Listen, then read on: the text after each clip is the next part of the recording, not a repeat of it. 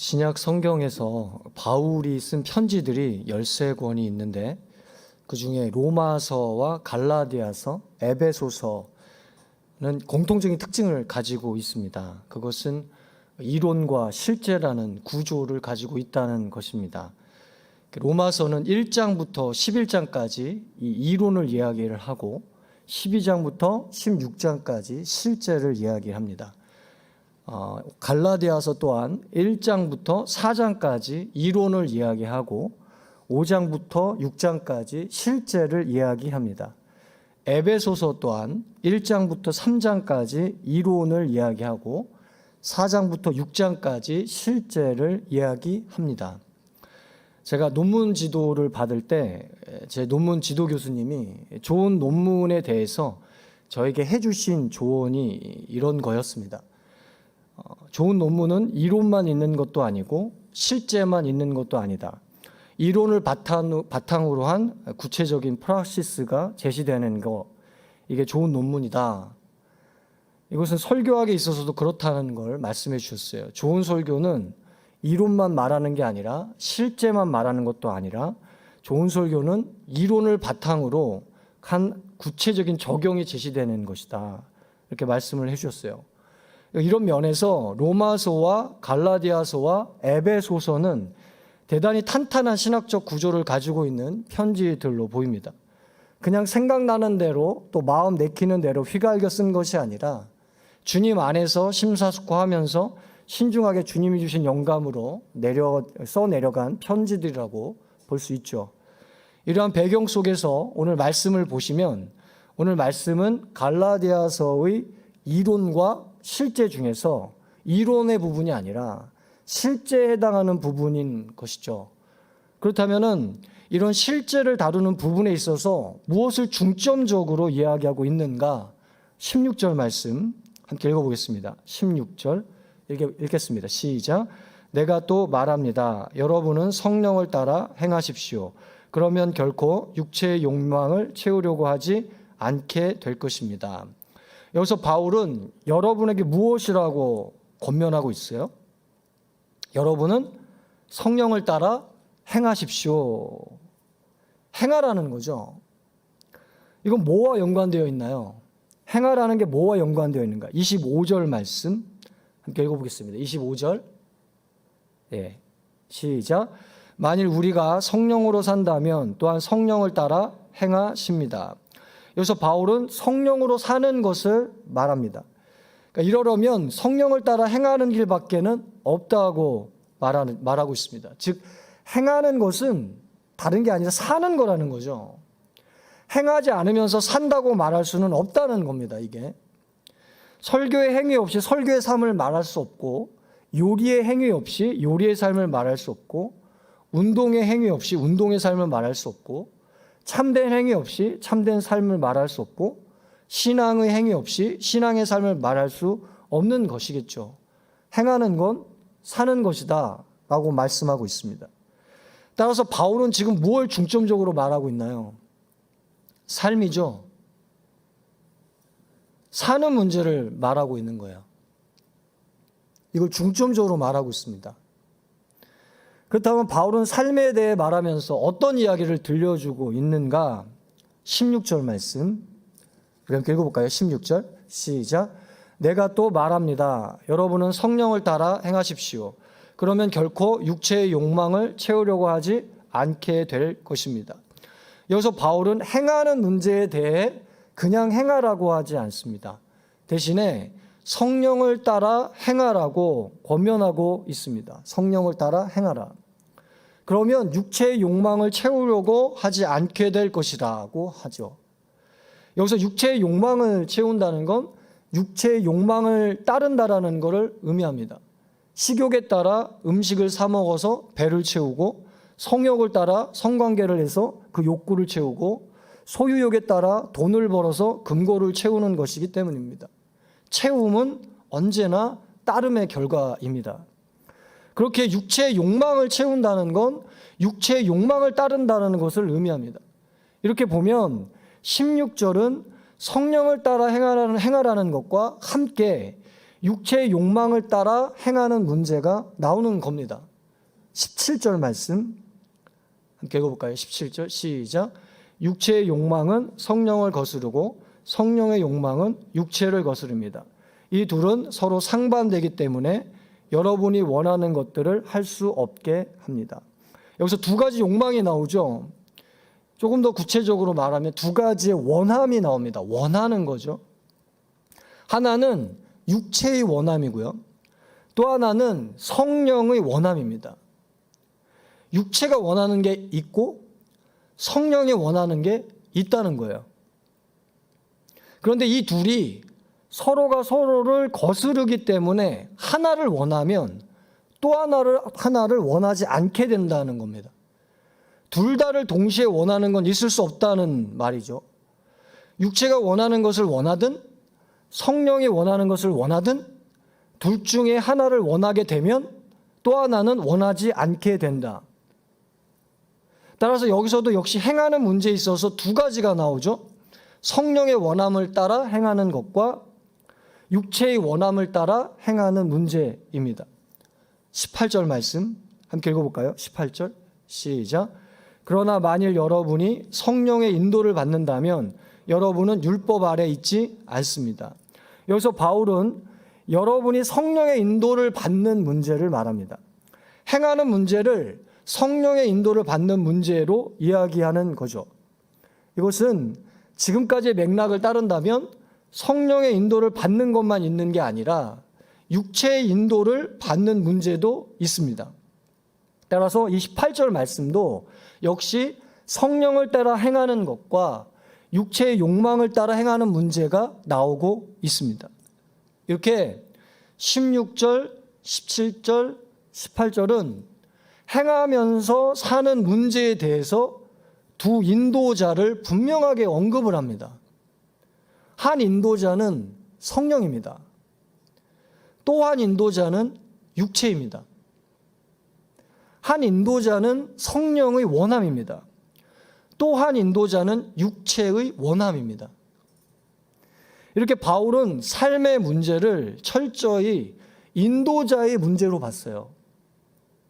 삶은 그 자체로 이렇게도 살 수 있고 저렇게도 살 수 있다는 거예요. 삶은 왼쪽으로 갈 수도 있고요. 삶은 오른쪽으로 갈 수도 있습니다. 이 헤겔이 마음의 문제에 대해서 이런 말을 했는데, 마음과 감정은 그 자체로 어떤 방향을 가지고 있는 것이 아니다. 마음과 감정이 그러면 헤겔이 봤을 때 뭐냐면은 마음과 감정의 방향을 결정하는 게 그 내용이라는 거예요. 왜 마음이 그쪽으로 기우는가? 그 내용 때문이라는 거죠. 왜 그런 감정이 생기는가? 그 내용 때문이라는 겁니다. 이와 마찬가지로 삶을 왜 그렇게 사는가? 그 삶의 인도자 때문이죠. 육체의 원함이라는 게 인도자가 되면 삶을 그렇게 인도하고, 육체가 원하는 삶을 살게 되고, 성령의 원함이라는 인도자가 삶을 인도하면 성령이 원하는 삶을 살게 된다는 겁니다. 이렇게 바울은 삶의 문제를 얘기하면서 이 삶의 문제를 두 인도자의 문제로 봤습니다. 성령이 그 인도자가 되는가, 아니면 육체의 원함이 그 인도자가 되는가. 그거에 따라 삶은 이렇게도 갈 수 있고 저렇게도 갈 수 있다.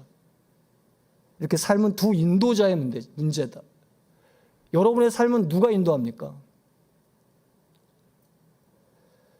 그렇다면 이 두 인도자가 삶을 인도하게 된다면 이 삶은 어떤 특징을 갖게 될까요? 19절 말씀 함께 읽어볼까요? 19절 함께 읽겠습니다. 시작. 육체의 일들은 명백합니다. 곧 음행과 더러움과 방종과. 여기서 바울은 육체의 일들은 명백하다고 밝힙니다. 육체의 욕망이 이끄는 삶에는 어떠한 일들이 분명하게 일어난다는 거죠. 그 일들이 뭔가요? 곧 음행과 더러움과 방종이라고 합니다. 육체의 욕망은 삶을 어디로 이끈다는 말이죠? 음행으로 이끈다, 더러움으로 이끈다, 방종으로 이끈다는 거예요. 20절 말씀 함께 읽어볼까요? 20절 시작. 우상숭배와 마술과 원수맺음과 다툼과 시기와 분노와 이기심과 분열과 분파와. 육체의 욕망은 삶을 어디로 이끈다는 거죠?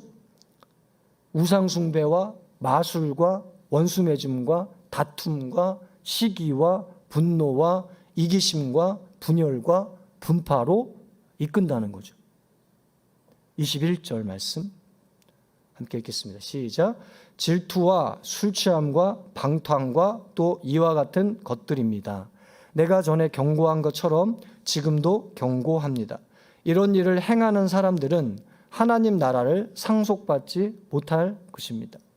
육체의 욕망은 삶을 또 어디로 이끈다고 하죠? 질투와 술취함과 방탕과 같은 것들로 이끈다고 합니다.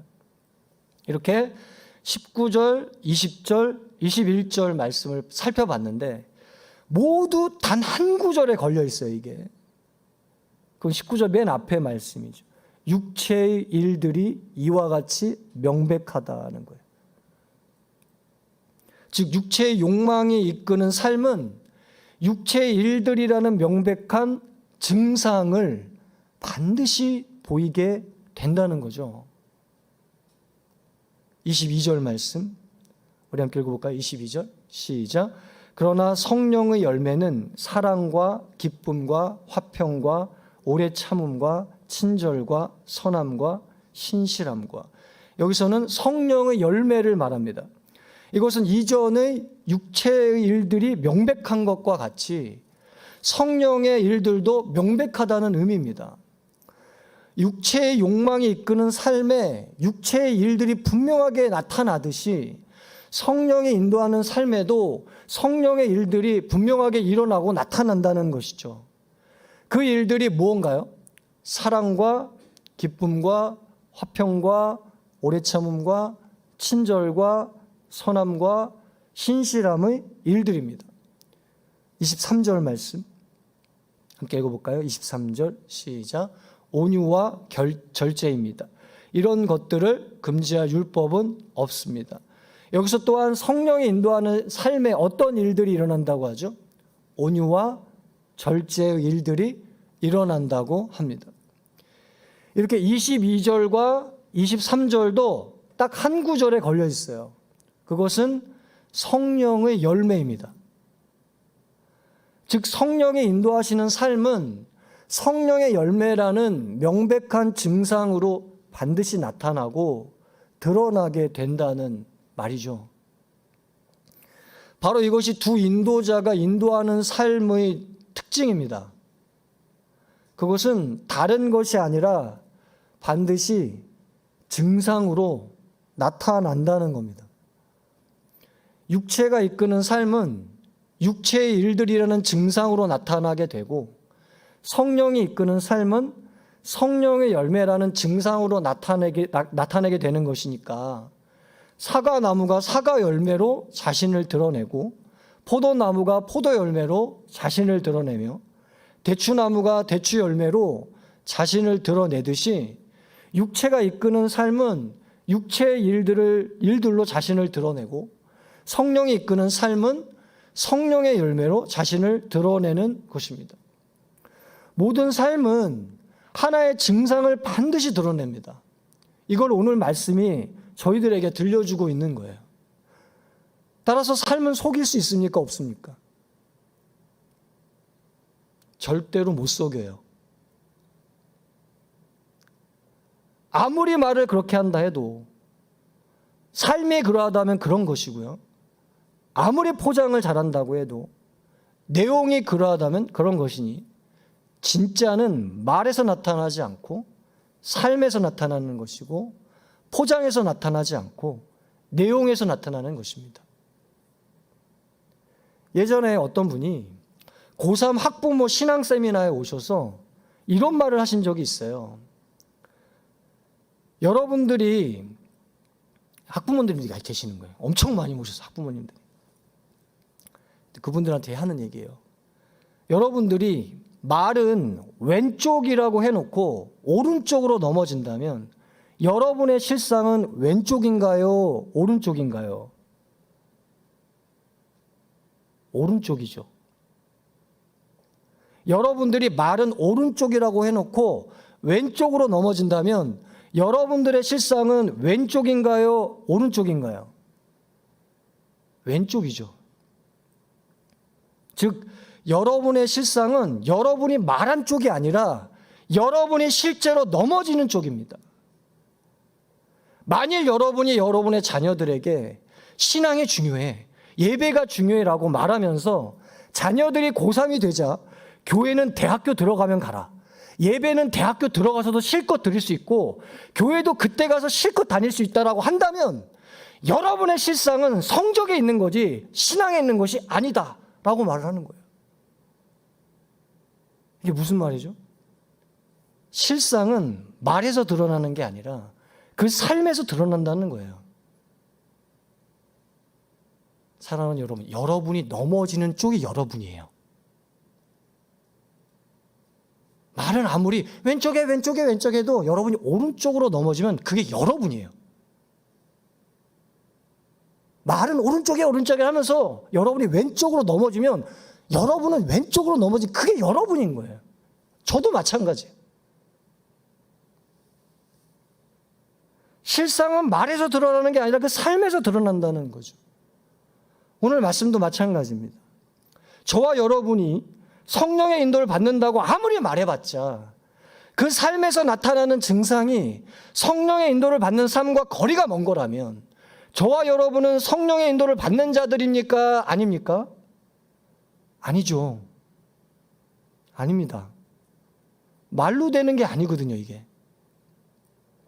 누군가가 저와 여러분에게 육체의 욕망을 따르는 사람이라고 막 공격을 해요. 오해해서 공격을 해온다 해도 그 삶에서 나타나는 증상이 육체의 인도를 받는 사람과 거리가 먼 것이라면 저와 여러분은 그런 사람입니까? 아닙니까?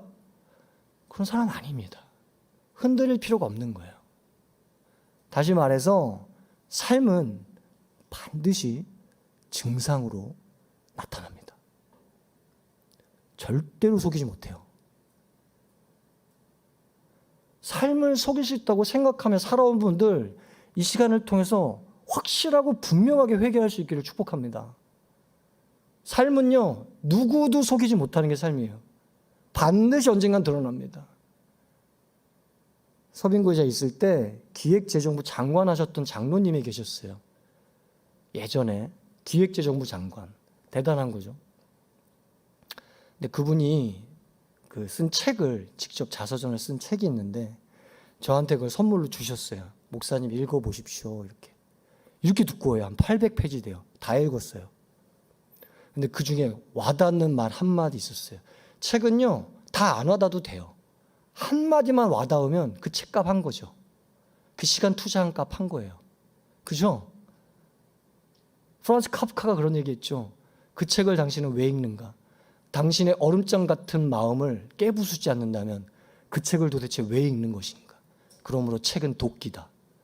책을 읽을 때 한마디가 내 얼음장 같은 마음을 깨부술 수 있다면 그 책은 그 책의 값어치를 한 것이죠. 근데 그 장로님이 쓴 책도 그 값어치를 한 거예요. 제 마음을 깨부순 한마디의 말이 있었어요. 그건 뭐였냐면 자신이 장관이 되기 전에는 몰랐다. 근데 장관이 돼서 아는 게 한 가지 있었다. 그것은 모든 것이 다 드러난다는 거다. 전혀 숨길 수 없었다. 내가 결정하는 것, 내가 말하는 것, 내가 사는 게 만천하에 다 드러났다. 전혀 속일 수 없었다. 굉장히 제 마음을 깨부수는 그런 한마디였어요. 여러분, 속일 수 있다고요? 속일 수 없습니다.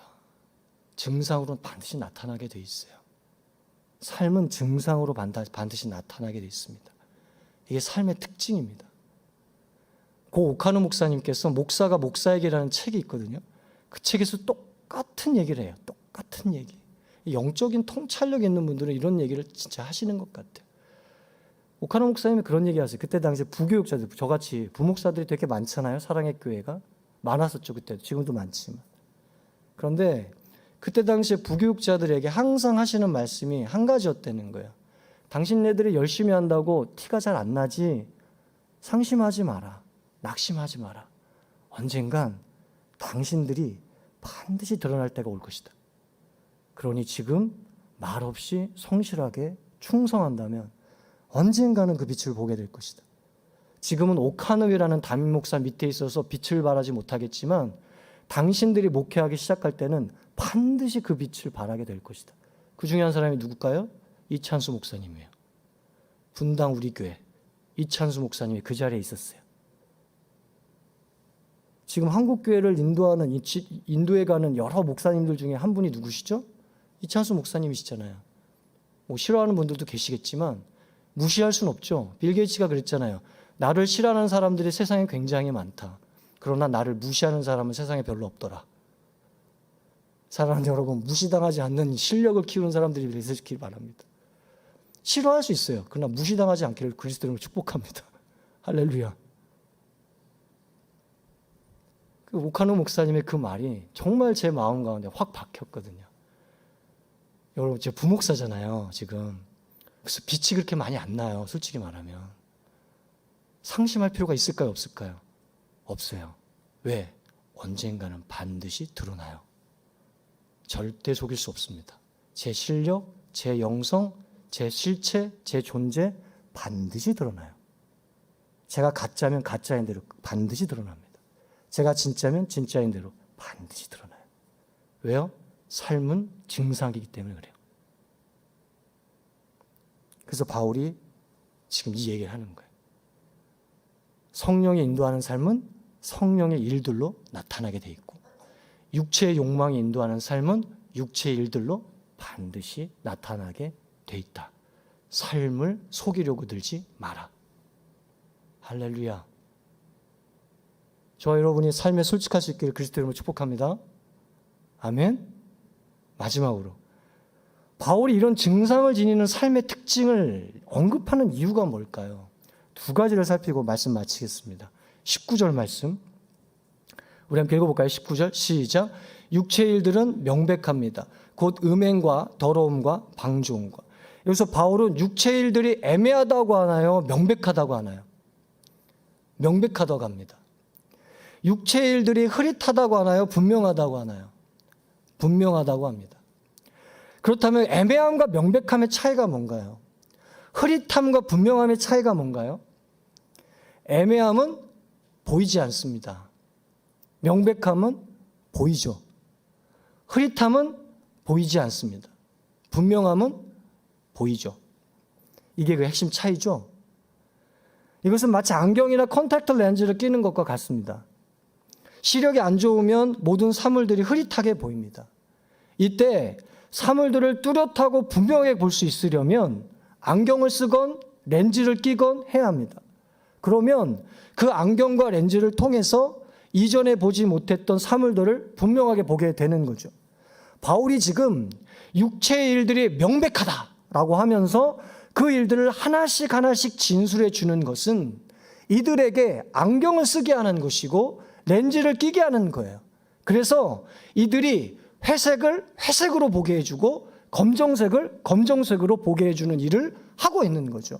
22절 말씀 함께 읽어볼까요? 22절 시작.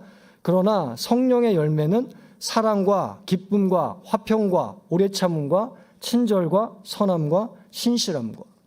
여기서도 바울은 성령의 열매를 애매하고 흐릿하게 진술하지 않습니다.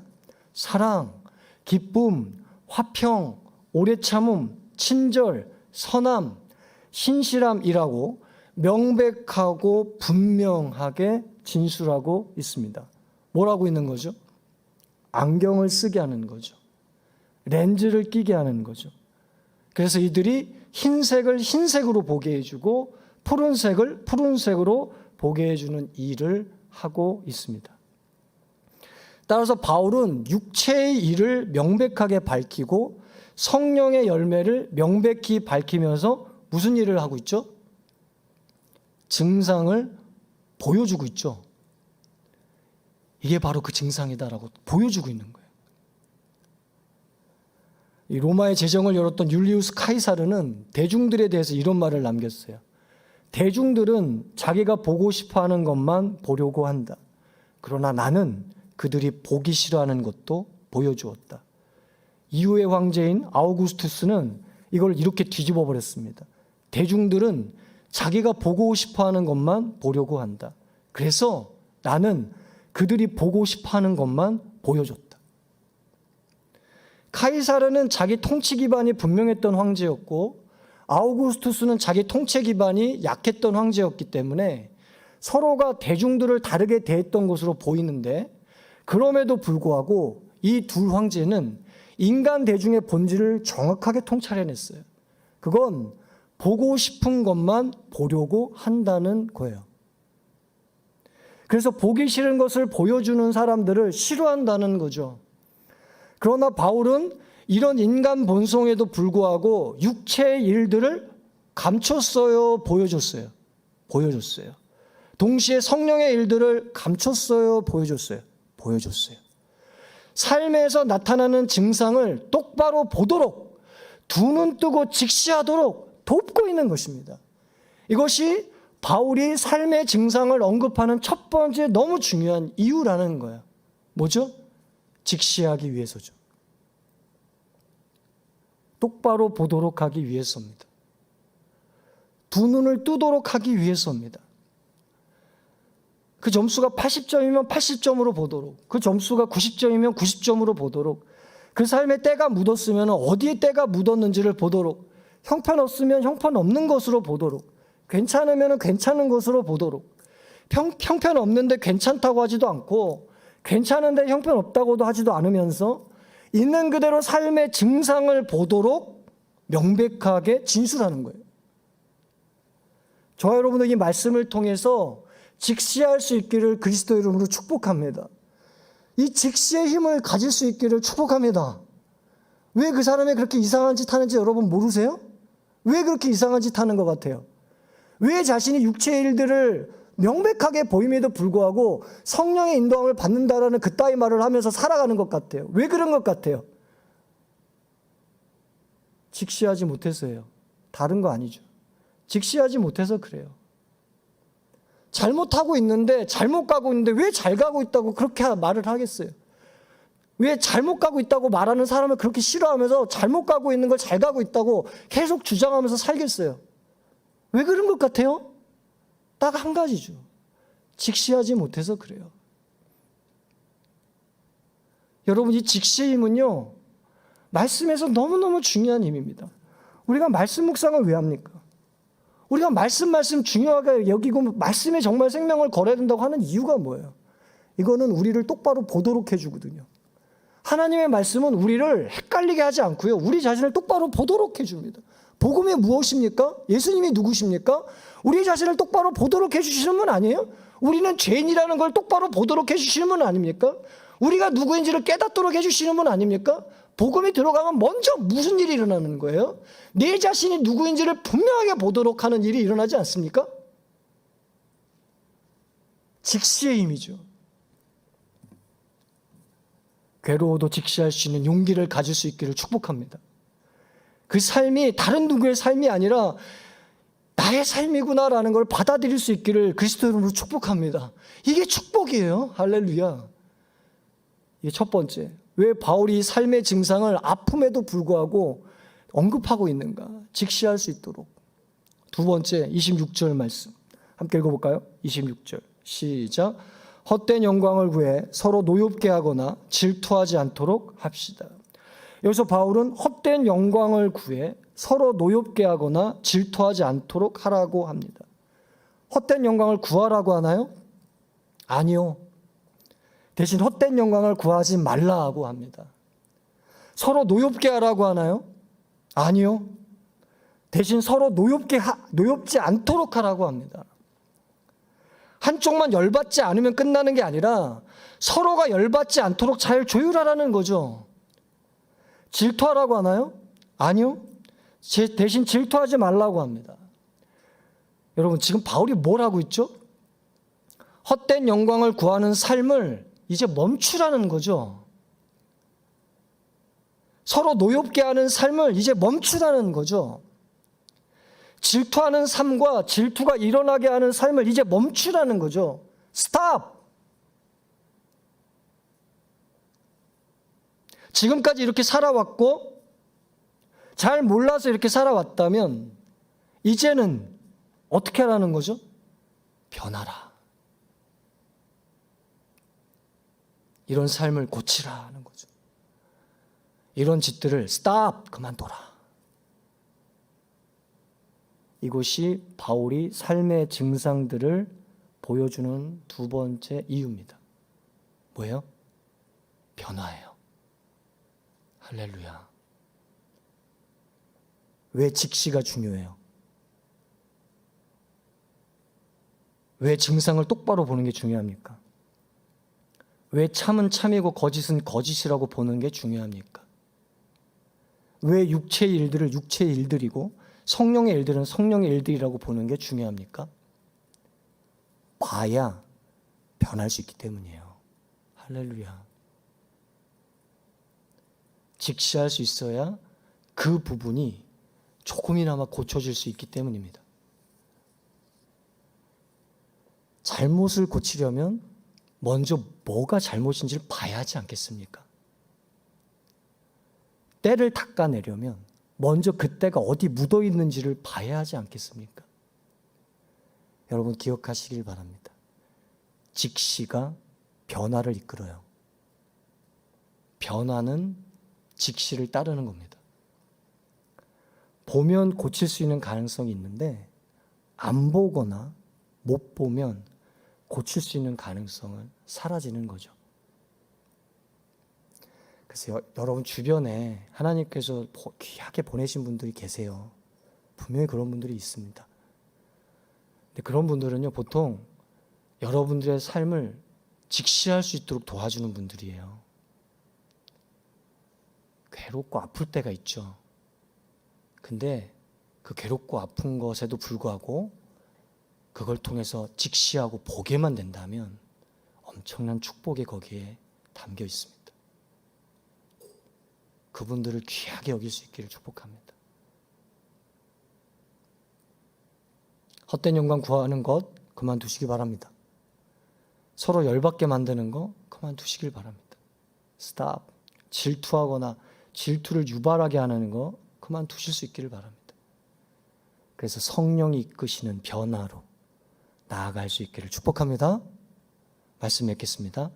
주님께서 오늘 삶에 관해 말씀하고 계세요. 삶에 관해. 삶에는 두 인도자가 있다. 육체의 욕망과 성령. 이게 그 두 인도자다. 이 인도자에 따른 삶에는 특징을 가지고 있습니다. 뭐죠? 반드시 증상을 나타낸다는 거예요. 속일 수 없습니다. 그렇다면 왜 이런 삶의 증상을 바울이 말하고 있는 걸까요? 주님께서 바울을 통해 말씀하고 계시는 걸까요? 두 가지. 첫 번째, 직시하도록. 두 번째, 변하도록.